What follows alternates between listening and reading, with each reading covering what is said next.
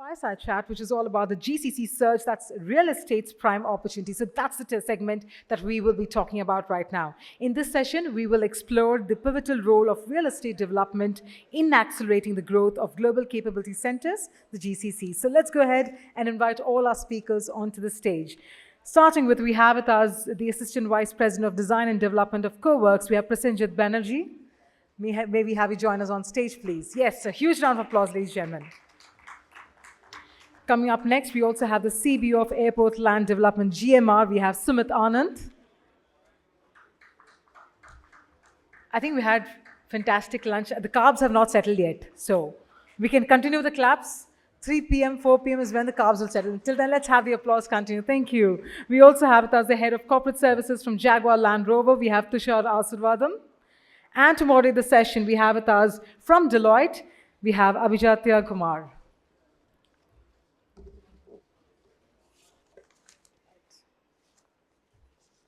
So yes, Mr. Kumar, over to you.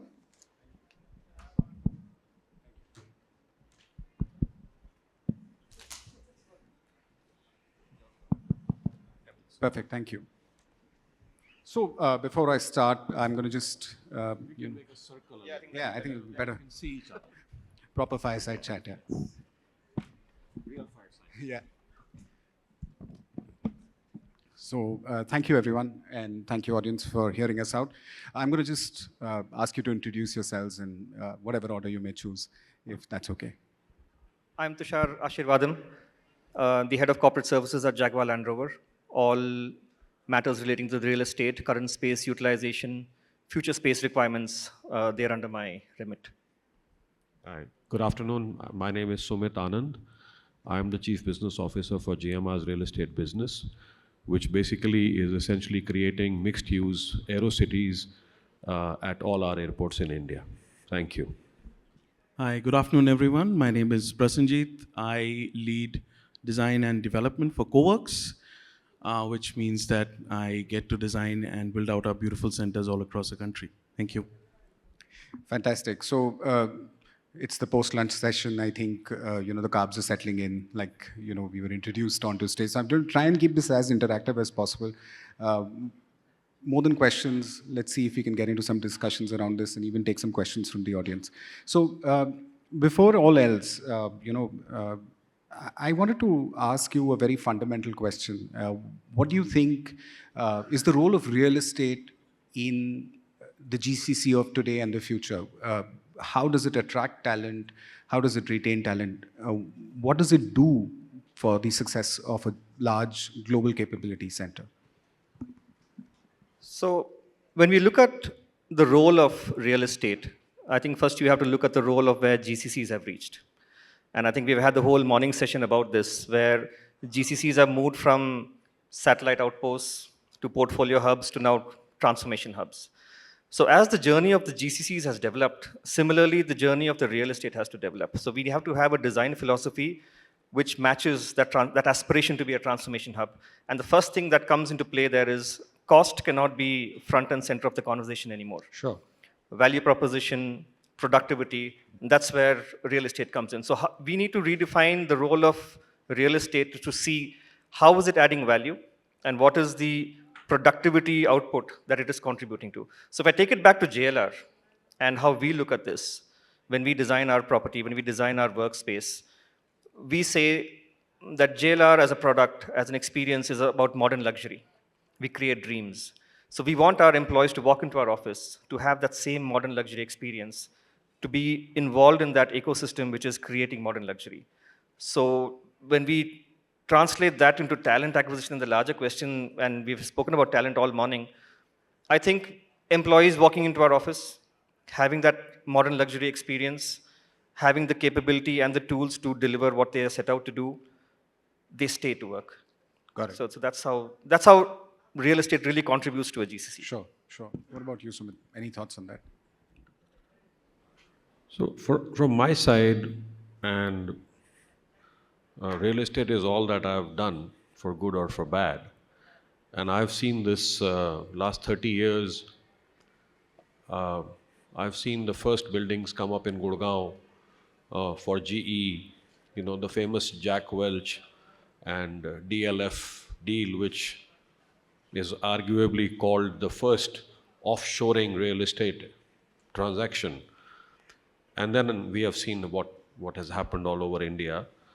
And I've kind of seen the primitive to what we are now trying to do. And I think in that sense, I see real estate to be a enabling catalyst. It's an ecosystem creation where you are allowing people to do higher delta of productivity, higher delta of throughput. I think I agree with him when the initial model of real estate offshoring used to be per square foot economics and all Yes. that, Yes. and I have done reports in my younger days when I have made Excel sheets saying that if you give up so much office space in California or New York and you take it in Bangalore at $1, then this is what it means and that is what it means. So I've been through that journey myself. Right. But today, I think the complexity, the productivity throughput of organizations and what they can achieve, I think that will drive decisions to move to GCCs. I think that $1 economics was a very rudimentary starting currency. But I think going forward, the currency will be, globalization, machines, technology backbones. And I think I don't understand it, but I think the sea change of technology, Right. I think, is an equally enabling catalyst which has allowed people to do things that they can do, and therefore I think it's a catalyst. It's an enabling ecosystem. Sure, sure. From an architect's perspective, Prasenjit, what do you think? Very important. I think the numbers for GCCs in terms of leasing, in terms of people growth are impressive, right? We all know they are front and center of leasing activity in our country. And I echo pretty much what everybody said. And I also believe that there is a clear flight to quality now, right?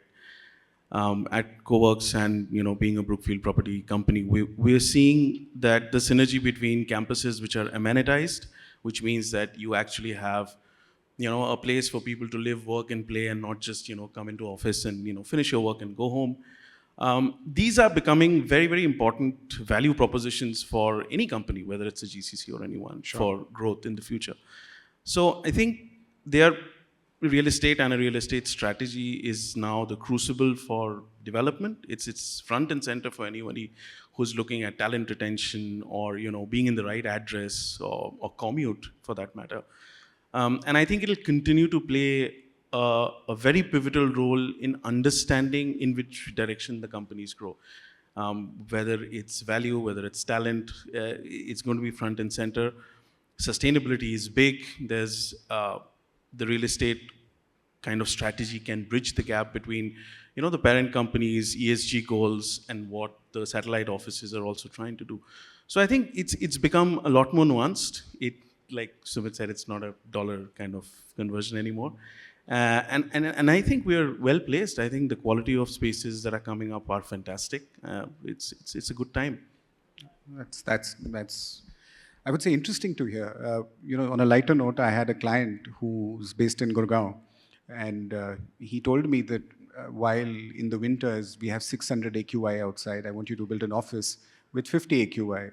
I said, what are you going to do about it? I'm going to put a board outside my office for all the new joiners and tell them, as long as you stay inside, you're happy. So just stay inside and work more. But I think the paradigms have changed, like all of you all have just said. I think the world is a different place. India is growing, talent, availability, and so on and so forth are just, driving this otherwise, I would say, unorganized sector to a lot of new things which are coming up. Great thoughts. Thank you so much for that. Now, I'm going to try and dive a little deeper into the same question, right? I mean, it's ultimately, we're all talking about the real estate surge. So, Tushar, from your perspective, can you give us some insights as to how you've been able to, change the way your business operates, given the real estate construct? Like, of course, Sumit mentioned it's gone from the square footage, and you were talking about the experience that you offer to your employees. So some thoughts around that, if possible. So when it comes to change, the change which we are doing in JLR when it comes to real estate is not tactical. Okay. Real estate, you can do it tactical, it's very easy. Furniture changes, rearrange the furniture, different types of furniture, modular, I mean, that's all in discussion. But the change that has taken place in our GCC is that real estate has been moved up to the strategic level. Just to give you context, at any point in time, almost every month, I, as head of corporate services, I'm interacting with board members of Jaguar Land Rover. The reason is, I have a very clear visibility of what the business strategy is, because I need to create space which can accommodate that business strategy. Today, real estate cannot be an adjunct which is added at the end of the conversation saying that, okay, this is the plan, now go get us the space. Real estate has to be part of the conversation right at the beginning. And the reason I say this is because we see real estate not as a product, but as an experience. And that's something which he was talking about, right? What Prasanjit says in terms of the value proposition, it's real estate is about productivity. You have business protection, you have health and safety, well-being, sustainability, cost. There are multiple prongs of real estate which are impacting the business. And that is the change that has taken place. You can't just see real estate as a workspace, put in the chairs and get employees to work. That concept is gone, that construct is gone, it doesn't exist anymore. And if you are still in that construct, then you're not looking at your GCC as a transformation hub. Then you're looking at it as a satellite, which is again is an old construct. True. So I think that is the change which has taken place. We are now looking at real estate more as a strategy and more as in partnership with the business strategy. Sure, sure. Sumit, as you work with large organizations, setting up their offices, building new centers, what do you do differently today as what you would have done? You did speak about, your experience of having seen the very first few things, but other than, actually building this space, what are some of the key considerations that you have today? So I think that people, whether it's the client or it's the people who will work there or the organization itself, I think they are looking at real estate in a wider sense. And they don't think of their real estate solution as a building with so many desks and meeting rooms and good quality interiors in a good building. They look at larger, I think they ask themselves and they try to answer slightly deeper questions, degree, second degree, third degree questions. A GCC by nature will have a lot of cross-border collaboration of people. Right. You are designing something, you want to assess it, you would like to keep 1 week of workshop of people coming from all parts of the world who will be stakeholders in that. Accommodation, where will they stay? Do I have a mixed-use district where people can walk to the GCC in the morning, or will they spend 1 hour getting stuck in a city traffic, because most of the GCCs tend to percolate down from big cities to the smaller over time. Right. So all your big, GCCs are in horrendous traffic environments, whether it's Bombay or NCR or Bangalore. Right, right, of course. So the success of many GCCs will be dependent on this adjacencies. Right. Do you have good F&B? Can you host a good convention nearby? Right. Can your people stay in a long stay accommodation facility if they're going to be there for 3 months? Now, he may not want to pay a top dollar 5-star hotel rate in a JW Marriott in AeroCity if he wants to put in 50 people for 3 months. Sure. But if he can find an Ascot with a serviced residences solution, he may want to do that. Right. So I think this choice of community, mixed use, a wider perspective of a solution, I think shall become the norm over time. And that's why I think how you plan your real estate, effectively tying up the real estate. How do you plan your real estate?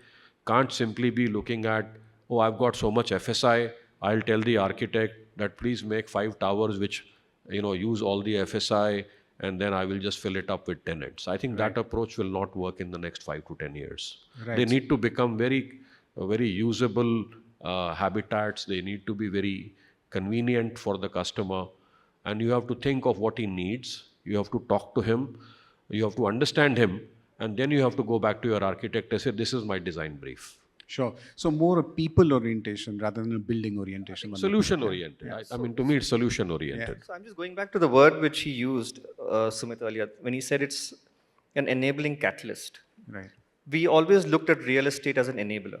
Right. But I think we have gone beyond that. And I would want to use the term force multiplier now.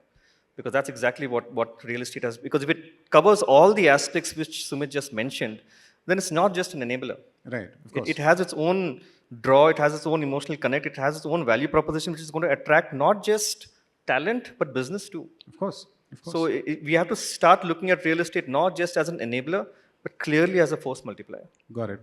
Makes a lot of sense. Prasenjit, from a productivity perspective, you run shared offices, you run, managed offices. What has been the trend? Have you seen people focusing on well-being and therefore driving productivity? How has been the adoption on standards, on looking at strategy, all of the things that the other panelists were talking about, but more from, the upsurge on a design perspective? Do you have any thoughts on that? I think beautiful points which both the panelists made. I think we're doing the same thing at scale inside as well. So whatever the campus amenitization is happening, we are mirroring it in the offices. So it's no longer X number of desks, and we used to have meeting room ratios, 1 in 5, 1 in 10. It's actually more collaboration ratios. How do we multi-program, spaces, enable technology in order to make the same space work for different kind of teams, whether they want to do focus work or whether they want to move away and work on their own projects at a time. So it's very interesting. All of this is happening at different levels, right? At the campus level, you are doing amenitization and programming. On the inside, you're doing placemaking. So in terms of design, how does the company's brand values kind of percolate into whatever you're doing every day? So we use a lot of art. It's not just the materials, but it's what is the messaging? How do you build in that story into a place where every employee goes in every single day and takes a little bit of that back home? So it's become a lot more nuanced. And I think standards have changed drastically. Sure. We used to be able to cram in, as many desks. 75 square feet per person, goodness. 90 square feet per Yeah, person. none of the buildings were compliant, but we don't do that at Coax. That's super important to us. But also just the basics have changed, I think. Biophilia, getting in the right amount of air and light, these are non-negotiables anymore. Sustainability is non-negotiable. And I think design has now progressed to a point where it becomes an ally to be able to, help talent retention. It's very difficult. The office not only has to be Instagrammable, it has to be also worth the commute because, Of course. Yeah. That's one way to look at it. Technology, I'm just, again, taking the last 2 minutes on that. How have you used technology in your office? Do you collect a lot of data? Have you been able to change certain things? I mean, in today's day and age, we're talking about AI, we're talking about, a lot of data being available from the way, your people use your spaces. So how has that impacted your workplace of today and in the future? So we do collect data in terms of space utilization. Okay. And how are our employees utilizing spaces. And that brings me back to the GCC construct. Any GCC will have multiple enterprise chapters feeding into the GCC. Sure. When you have multiple enterprises feeding into a GCC, there's a different culture in each of these enterprises. For example, if I take it back to automotive, JLR, you have engineers who work in a very different way. You have industrial operations, supply chain experts working in a very different way. And you have finance experts working in a very different way. They have different cultures, they have different work requirements. So how they utilize the space is different. You will need fixed desks and focused areas for engineers along with labs. If I have a digital team, then I'm looking at collab spaces. And then I, of course, also need to cater for centers for well-being, etc., all the points that Prasenjit talked about. So we capture that data and we see how employees are using it. So it could be just by the way, at the speed at which they log in, Right. the numbers, the volumes, and also the geographical spread in an office. Right. Right. So once we capture that, and then let's be honest, I know we have all downbeaten cost, but it's not front and center anymore, but it's still there. Right, of course. I mean, let's be honest about it. I mean, I mean- that's the elephant in the room, and we can't get rid of it, right? So we also look at data in manner to see how can we cut costs. Right, right. Are we utilizing an entire space 24/7 right across the year? No, we have lean months. We have lean times. And workload, if we have a visibility of what the workload is going to be over the next quarter, then we can adjust, like we have a LMS, we have our HVAC, and if you bring it down to the absolute tactical level, you actually have costs which you can save. Sure, sure. Yeah, so we use technology first to identify space utilization and also to find cost efficiencies, and why not? Of course. That's the way to use it. Makes sense. What about you, Prasenjit? I think in addition to using technology for space utilization, we are seeing technology add a layer for ease of user comforts. Like for example, we have an app at CoWorks which allows you to book meeting rooms, book out centers, but the same app also allows you to book parking space within the campus. So it's essentially the ability to kind of transfer that same experience from the time you enter the campus into your offices, multiply it at scale across centers, is one way we are using technology within our centers. Of course, controls, optimizing cost, I think is the need of the hour. So our energy usages are monitored. We also use a lot of sensor data for lighting, just housekeeping to ensure that, for example, if there are desks next to the facade during the day, they kind of turn off, right? Sure. Basics. But I feel that apart from the usual technology in the meeting rooms, plug and play, BYOD, all of that is now non-negotiable. It's a given. What I would like to see is how we can use this to actually make the workplace truly flexible. Exciting stuff happening around underfloor air deliveries where you're sitting at your own desk and your desk is customized to your temperature. No more fighting over a 24 degrees versus a 21 degrees. I think that's the exciting stuff that's going to happen. Right. But it's front and center to everything, to design, to experience right now. Sure. So, again, question to all three of you, stalwarts in your own right. What is the workplace of the future going to look like? Does it really even have a place in the organization of the future? Are we going to go all remote? Are we all coming back to office? Your thoughts? And then, what is the workplace of the future? I think we need to reimagine the workspace. The workspace is no more a product. The workspace is an experience. And if we go with that as our design philosophy, then you'll clearly address the issue of empty office spaces. Right. Today, at Jaguar Land Rover, earlier the concept was for me to reach out to various offices across the globe and understand what the trends were. Today, they are looking at me.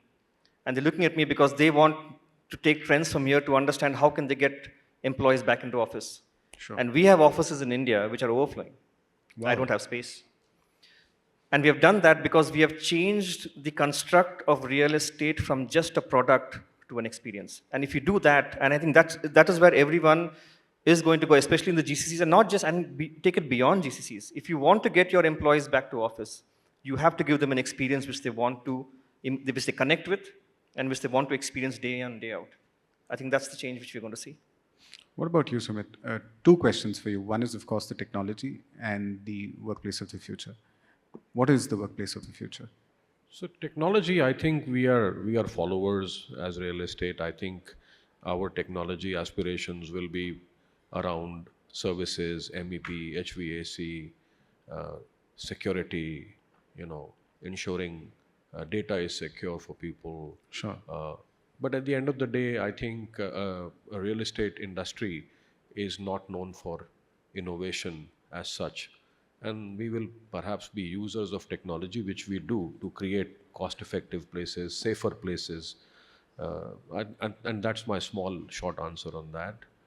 I think on the second question as to what is the workplace of the future, I think this has become an endless debate after COVID.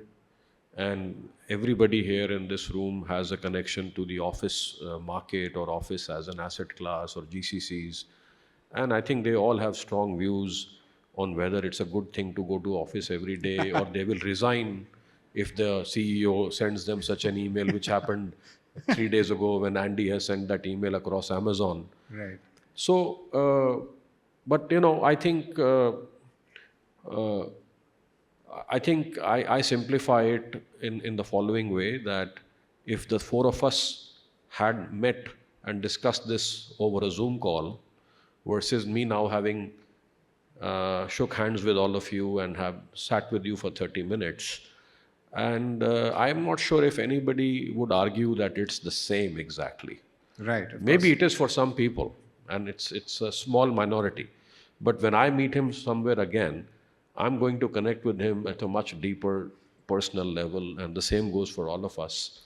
And I think that's As going long to, as you like me, I guess. And if you don't like me, then you get as lost. long as you don't ask very tough questions. But I think so. I think that human aspect, I think, cannot be done away with as long as the human species remains the way we are. I think people will want to meet each other and they will want to work together. I think people get also a sense of identity from going to their office, Right. a social identity, Right. you know. And I think that a hybrid model will happen. And I think that's for the good. I don't think everybody needs to be in office every day. And I think institutionally, I think from a company's perspective, I think, and this is a controversial statement from me, but I did get his buy-in before we got on the stage, is that I think because of GCCs and the collaboration and the technologies that they bring, the confidentiality of IP, of their engineering, of their machines, Right. risk management, I think you will see a shift over time, and this is just my personal view, of companies going to single-owned campuses and buildings rather than being in a multi-tenanted building. I think that as GCCs get more complex and more bespoke, you will see clients telling a developer that I'm happy to be in this project, but you make me a 200,000 square feet building which is just for Jaguar. You know, I think that will happen over time. So you will end up with this master planned real estate, which may have a common service of many things, common retail, common F&B, common hotels. But I think you will start seeing a campus approach. So I think that might happen. Like you were mentioning, the likes of the Silicon Valley, or the way, the US in San Fran, all these companies have come up with their I mean, own you set do, of right? models. I mean, I know that many IT companies and many other organizations, they prefer Right. to have their own place. And the reasons are culture, reasons are security, reasons is brand image. Sure. So many things. Sure. Workplace of the future from the architect. Yep. As a designer, I have a vested interest in physical spaces. I hope they don't go away. But I think there's a saying at the CoWorks Design Studio, the third place, right? And I think that's what we are after. Okay. I don't think offices will just remain offices. They will be enablers to whatever is going on, which means that it's not really a workplace, it's not home, but it's a place where you can kind of integrate both of them. And I think that will happen on a lot of fronts, whether it's technology, whether it's advancement in modular furniture, which allows you to kind of quickly chop and change spaces. But I do see this trend, I think, which all of us are talking about, is the ability to have multiple contexts within the same space, whether it's in a campus or whether it's in an office. And I think that's the future. The future is going to be flexible, it's going to be customizable, and it's going to be in a manner that each of us can own a little piece of that for all time. That's what I think the future is going to be. Fantastic. My two bits to that. Before COVID, many, many years ago, in fact, in the early 90s, or rather late 90s, early 2000s, one of the largest airline CEOs was asked, what do you think is your greatest competition? And he said, well, let me think about it. And then he brought a very smart consultant such as myself into the room and said that, I'm going to pay you some money. Can you figure out who is my biggest competition? A lot of thought went into it, and he came back and said, it's actually WebEx. Right? So because if people use WebEx, they don't need to travel, and therefore your airline will go bust, right? So I think that's the nuanced part of the future that we need to think about. I think it's going to be very different like you mentioned, customizable, individual, but also the human aspect to it, right? I think somewhere the human aspect is going to be an extremely important player. Any parting thoughts? All of you work in the real estate space. We're running out of time, and very soon people are going to wave their hands. But any parting thoughts of what you think, we should be looking at as a community in the well-being of our people, of the well-being of employees? So I think as GCC leaders, what you should look at is treat real estate not as a space, but as an experience. And that would be my parting shot for you. Fantastic. Any thoughts, Sumit? For me, it's, I think that while we urbanize and we create GCCs and offices, I think we should try and balance it with nature.